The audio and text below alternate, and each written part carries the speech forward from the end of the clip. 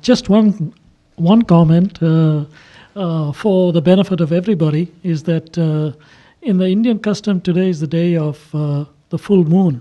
Oh. And on that day, consciousness is enlivened the most, and a lot of knowledge and energy and bliss comes from the Guru.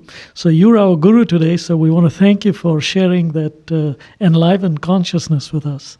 Oh, so that's one comment, and I had one question, and that is that in order to maintain the unity in the diversity all the time, would it be advisable to cut down activity and make your life a lot more simple with less belongings? Because according to Nisarga, that one of the things he comments is that you should give up pretty much everything in life and maintain as little as possible, and your sole purpose in life should be just enlivenment of your own self and consciousness. Okay, thank you. Thank you. Thank you.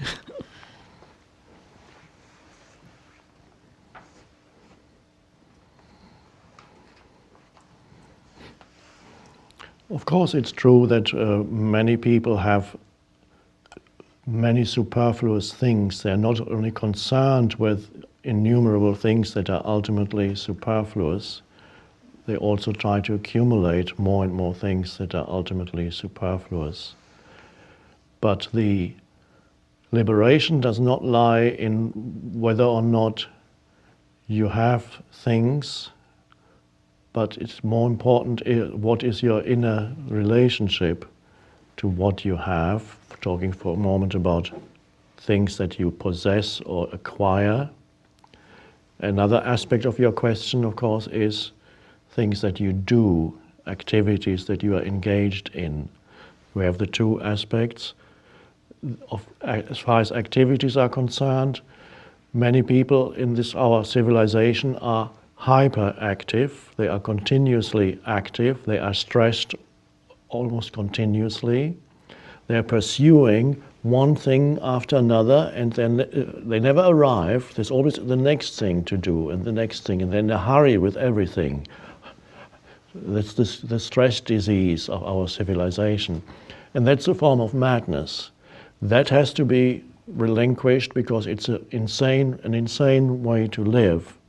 Now, people might say, well, I'm going to lose my job if I'm not stressed if I don't do what I'm supposed to do, and I cannot do what I'm supposed to do without stress, because there's always deadlines, one deadline after another. Another aspect of living in our civilization is that you get continuous deadlines for obscure reasons. Publishers say the book has to be out by such and such a date. Why does it have to be out by such and such a date? Can't you wait until the book is mature and complete? No, we have all the things. I don't know what the justifications are, but they always say it has to be out and you need to hurry. It's insane. And so many things that our civilization produces are rushed jobs, one could say, very rushed. They're not fully matured. Decisions are taken before they even know fully whether all the facts that involve the decision. They on TV executives, they put on a show and then they look at what are the audience numbers, and if it's not high enough, no, take it off. If they'd given it a chance, it might have developed into something great. Or employees, companies not doing well. So, okay, we have to sack 1,000 people. Do it now. But no, there's no spaciousness at all. There's only rushed decision making, all insane.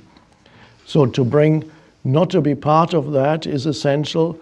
Your state of consciousness, it's not easy living in this world to say, I'm not going to live in this way. I will do what is required of me, but I won't be part of the madness. I'll do what I can, I'll do it as well as I can, but I'm not going to live the rest of my life in a state of stress. You just give attention to whatever it is you're doing now and see if you can do it well. not looking to the fruit of the action, but do it now. Reducing unnecessary activities, but more important than that is reducing the unnecessary mind activity. Because really that's where the whole thing originates. Because the mind is becoming more and more active, what is being projected is external activity. So a hyperactive mind produces a hyperactive life. What's the next thought? What's the next thing? Really, what's the next thought about what I have to do? And the next thought. So you're rushing after one thought after another, trying to capture this and this and this. So it goes back to the mind. So it needs to be tackled on the inner level primarily rather than the outer. If you do not come to grips with or bring awareness to your hyperactive mind, there isn't that much you can do on the outer level, because you will continuously be driven by the hyperactive mind into all kinds of activities, many of them quite useless. Even people who have jobs, they're still doing many things that are quite unnecessary, superfluous, just hyperactive, can't stop doing. You have to stop doing. Inability to just be. So reducing the hyperactive mind, slowing that down is of the essence. That's the most important part of it. And then that will then manifest in your active life, so that the hyperactivity will not be there. You will be actually more effective in what you do, but you'll do fewer things, but you'll do them better than countless things half done, because it's not enough time to really do it well. Of course, that's all mind. And that's the dilemma, is our whole civilization is in that dysfunctional state.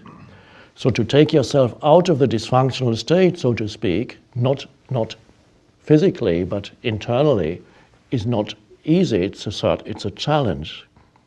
Because you're surrounded by a certain state of consciousness, the collective consciousness that you move in. So it's your job to be awake enough so that you don't get drawn into that state of consciousness, which really should be called state of unconsciousness, the collective, so that some sanity comes into this world through you. And so that's the reduction of activity begins with the reduction of thought in your hyperactive mind. And then automatically that will flow into reduction of activity. Now we come to the second part. That's to do with things, or acquiring things. As some people recommend, you should get rid of as many things as possible in your life. Now I'm speaking as somebody who has relatively few things, although I have more things now than I ever had before in my life, and that's strange, because usually it goes the other way. When as you get older, you gradually let go. But life has been so strange that now I have more material possessions, although not vast amount, but more than before. I don't feel particularly attached to any one thing. In other words, if it disappeared, it would be okay, that's fine. So it's not, and I believe it's not for everybody to let go of things on the physical level. It's not even necessary. You need to examine what your inner relationship to the things that surround you is, whether there is an identification with possessions, or whether you simply appreciate something beautiful that is in your life without the attachment to it, or it giving you an enhanced sense of self, as it often is the case. And you need to see whether there's some kind of acquisitive tendency in you that propels you to buy or acquire more and more and more, or whether you are simply just happy with what is already there and simply appreciate what's there, Or do you compulsively go to the shopping malls every weekend and look for something to buy to fill up this emptiness you feel inside?